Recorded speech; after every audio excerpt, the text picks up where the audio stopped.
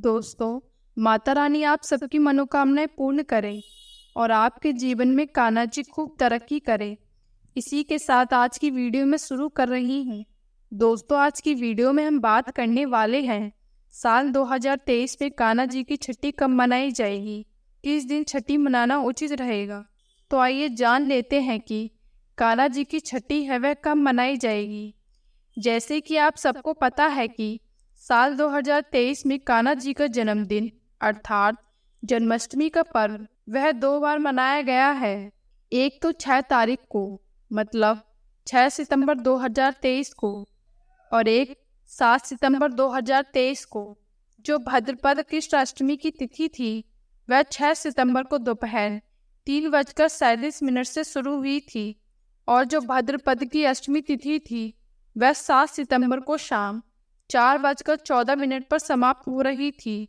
ऐसे में जो जन्माष्टमी का पर्व है, बहुत सारे लोगों ने 6 सितंबर को मनाया था और बहुत सारे लोगों ने जन्माष्टमी का पर्व 7 सितंबर को मनाया था।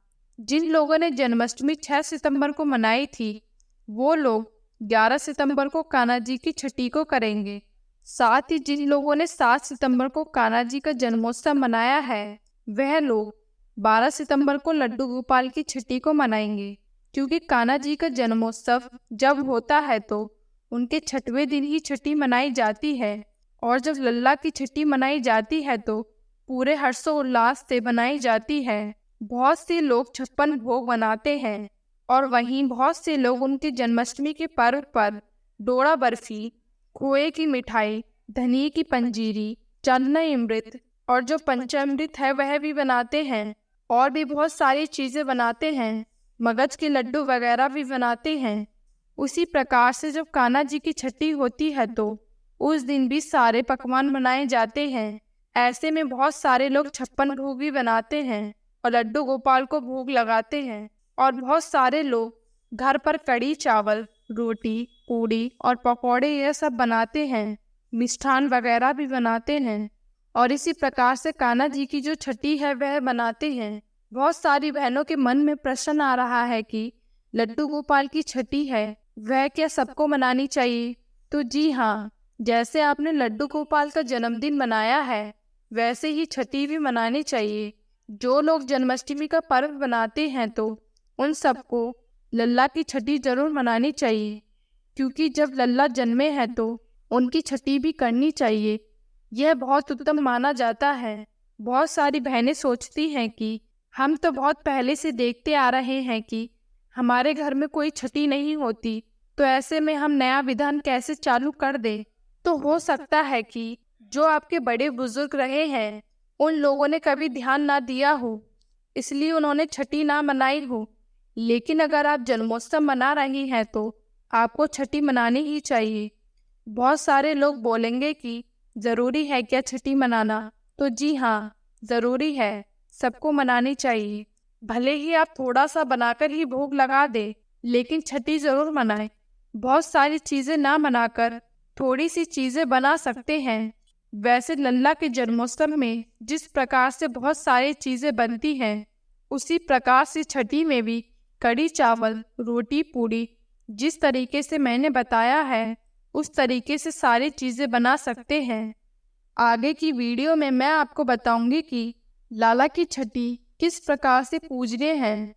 तो अब आइए जान लेते हैं कि कान्हा जी की पूजा कैसे करें। जन्माष्टमी का त्यौहार तो आप सभी ने बहुत खुशी से मनाया होगा। अब बारी है कि जन्माष्टमी के बाद क्या करना चाहिए। कान्हा जी की छठी पूजन कब और कैसे करनी चाहिए। जिस चौकी की आपने स्थापना की थी, कान्हा जी का जिस जगह पर पूजन किया था उस जगह पर जो भी पूजन सामग्री है उसका क्या करना है। अगर आपने पहली बार लड्डू गोपाल जी को अपने घर पर स्थापित किया है या जन्माष्टमी के दिन उनका जन्म कराया है तो फिर उसके बाद क्या किया जाता है, कैसे लड्डू गोपाल जी को मंदिर में रखा जाता है, कैसे उनकी सेवा की जाती है और फिर उनकी सेवा में सबसे ज़्यादा जो अनिवार्य बातें हैं वह कौन कौन सी होती हैं। जिस तरह से कोई छोटा बच्चा जब परिवार में पैदा होता है तो बच्चे के जन्म के ठीक 6 दिन बाद छठी भी पूजी जाती है। छठी का त्यौहार भी बनाया जाता है। तो ऐसे में आप कान्हा जी की छठी आप कैसे मनाएंगे, यह बात आज के इस वीडियो में आप जानेंगे। अब ऐसे में जिन्होंने पहली बार लड्डू गोपाल जी घर में रखे हैं तो उन्हें एक बिल्कुल छोटे बच्चे की तरह से लड्डू गोपाल जी की सेवा करनी होती है। बहुत सारी बातों का ध्यान रखना पड़ता है। नन्हे से गोपाल जी होते हैं तो उन्हें घर में कभी भी अकेला नहीं छोड़ा जाता। भगवान से बातें भी करनी होती हैं। आप उन्हें किसी भी रूप में, अपने बच्चे के रूप में, अपने दोस्त के रूप में, अपने सखा के रूप में घर में पूज सकते हैं। जो लोग कान्हा जी को इस बार घर में नहीं लेकर आए हैं, अगर एक बार आप लड्डू जी की पूजा कर लें या जन्माष्टमी के अलावा भी कभी भी आप लड्डू गोपाल जी को खुद अपने हाथों में ले, तो आप खुद यकीन कीजिएगा कि लड्डू गोपाल जी आपके मन में अपनी जगह खुद बना लेंगे।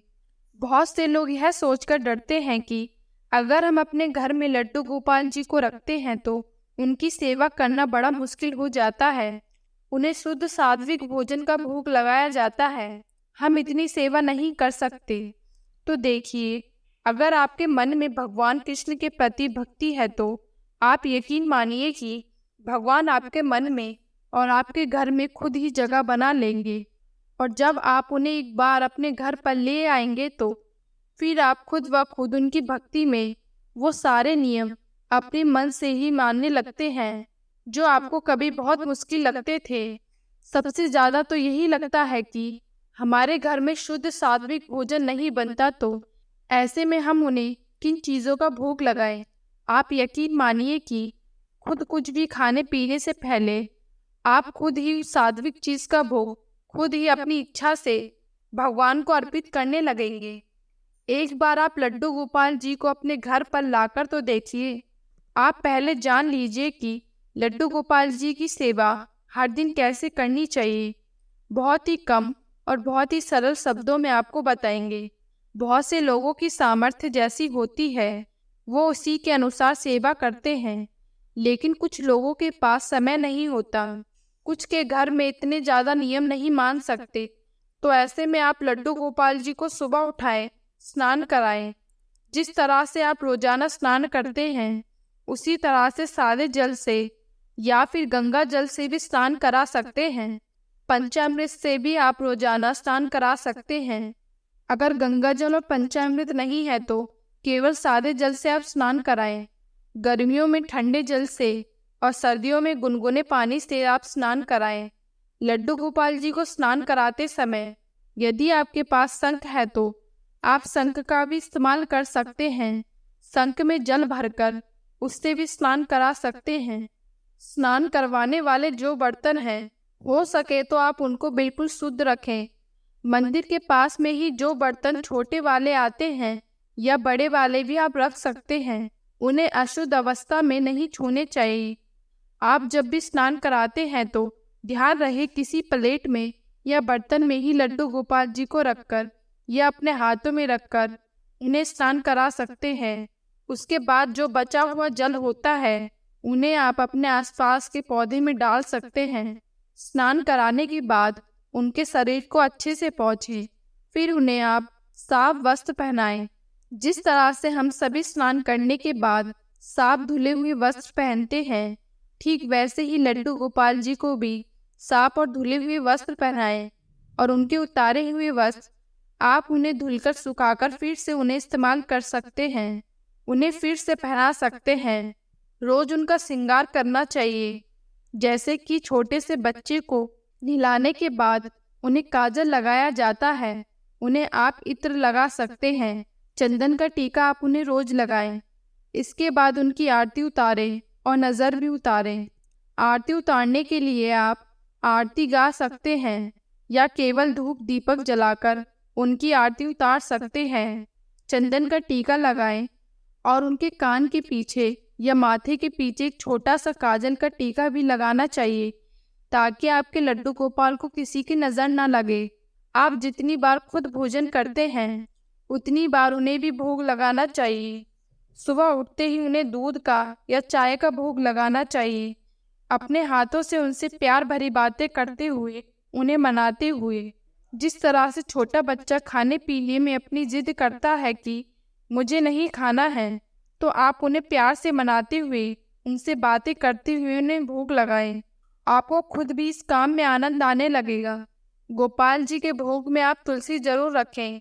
इसके अलावा आपने बीच बीच में कभी कभी किसी भी दिन जो भी अलग से स्वादिष्ट भोजन है, खीर, हलवा, पूड़ी, इन सब का भी भोग लगा सकते हैं। हर चीज़ जैसे कि रोटी, सब्जी, दाल, चावल, इनका भी आप कान्हा जी को भोग लगा सकते हैं। लड्डू गोपाल जी को आप अपने घर के मंदिर में स्थापित कर सकते हैं या उनके लिए एक अलग से भी झूला ला सकते हैं। पालना भी आप रखें ताकि कभी कभी समय मिलने पर आप उन्हें पालने में झुलाकर लोरियां भी गाकर सुला सकें। लड्डू गोपाल जी के लिए एक बात ध्यान रखनी चाहिए कि हमें उन्हें घर में अकेला नहीं छोड़कर जाना होता है। जैसे हम अपने घर में किसी नन्हे बच्चे को अकेला बंद करके कमरे में नहीं छोड़कर जाते, ठीक उसी प्रकार हमें उन्हें भी अकेला नहीं छोड़ना है। घर से दूर अगर आप जा रहे हैं तो साथ में लड्डू गोपाल जी को भी लेकर जाएं। उन्हें कभी कभी आप बाजार भी घुमा सकते हैं। किसी तीर्थ यात्रा पर अगर आप जा रहे हैं तो साथ में लड्डू गोपाल को जरूर लेकर जाएं। तो इस तरह से आपको लड्डू गोपाल जी की सेवा करनी होती है। विशेष दिन जैसे कि एकादशी का दिन, पूर्णमासी का दिन, अष्टमी का दिन होता है, उस दिन भी आप लड्डू गोपाल जी की विधिवत पूजा कर सकते हैं। लड्डू गोपाल जी को हर दिन उनके नाम पर समर्पित है। लड्डू गोपाल जी के साथ अगर आप चाहें तो राधा जी भी रख सकते हैं। इसके अलावा उनके लिए खेलने के लिए खिलौने भी आप रख सकते हैं। एक प्रश्न लोगों का होता है कि अगर हमने घर में लड्डू गोपाल जी रखे हैं तो क्या हर साल उनका जन्म करवा सकते हैं? तो देखिए, आप बिल्कुल उनका जन्म करवा सकते हैं, क्योंकि लड्डू गोपाल जी को अपने घर में लोग इसलिए विराजमान करते हैं ताकि वो हमेशा उनके घर में इसी रूप में बने रहें, वो कभी बड़े ना हों। क्योंकि कान्हा जी के तो बहुत सारे रूप हैं, लेकिन अधिकतर लोग उनके इस नटखट छोटे बाल गोपाल रूप को ही प्यार करते हैं, उन्हीं को प्रेम करते हैं, उन्हीं से स्नेह करते हैं। बहुत कम लोग यह भी जानते होंगे कि कृष्ण जन्माष्टमी के दिन उन्होंने जन्म कराया है, तो उन्हें कान्हा जी की छठी भी करनी चाहिए। छठी मैया सभी बच्चों की रक्षा करती हैं, 6 महीने तक बच्चों की रक्षा करती हैं, उनकी सुख समृद्धि का, उनके खुशहाल जीवन का ध्यान रखती हैं। उनकी लंबी उम्र की कामना से अगर आप छठी के दिन पूजन करते हैं तो यह बहुत अच्छी बात है। ज़्यादा कुछ ना करके आपको छठी मैया का पूजन करके उसी छठी मैया के नाम से आपको जो भी दान देना है वह देना चाहिए। व्रत की कथा भी पढ़नी और सुननी चाहिए।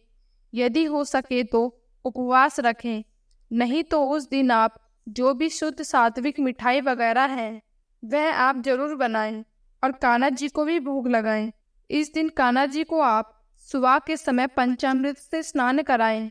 आज के दिन आपके घर में केवल शुद्ध सात्विक भोजन बनना चाहिए, लहसुन प्याज का भोजन नहीं बनना चाहिए। छठी के दिन कान्हा जी को स्नान कराकर उन्हें फिर से नए वस्त्र पहनाएं। नई मुरली हो सके तो नया मुकुट वगैरह भी आप अर्पित कर सकते हैं। चंदन का तिलक लगाकर उनकी आरती करनी चाहिए। काजल का टीका लगाना चाहिए। माखन मिश्री का भोग इस दिन आप उन्हें लगाएं।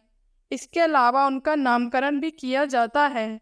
अगर आपके मन में कान्हा जी का कोई नाम है तो आप वो नाम भी उस दिन रख सकते हैं। अगर आप सामर्थ्यवान हैं तो पंडित जी को बुलाकर भी आप उनकी छठी पूजा कर सकते हैं, नहीं तो खुद भी बिल्कुल साधारण तरीके से आप कर सकते हैं। आपके घर की सारी जिम्मेदारी कान्हा जी की होती है। ऐसे में आप छठी के दिन एक काम जरूर करें, अपने घर की जो चाबी है, मेन डोर की चाबी, अपनी तिजोरी की चाबी कान्हा जी के हाथों में रख दे, उन्हें सौंप दे, उनसे प्रार्थना करे कि हे कान्हा जी, हमारा सब कुछ आपके हाथों में है, हमारे घर की सुख समृद्धि, हम सबकी रक्षा करना केवल आपके हाथों में ही है। आप जैसा चाहें वैसा करें और हम सबकी सदा रक्षा करें। ऐसी प्रार्थना जरूर करनी चाहिए। इस दिन लड्डू गोपाल जी की कथा भी पढ़ें, जो कि हमारे चैनल पर है। मान्यता है कि ऐसा करने से कन्हैया जी की कृपा आप पर सदैव बनी रहती है।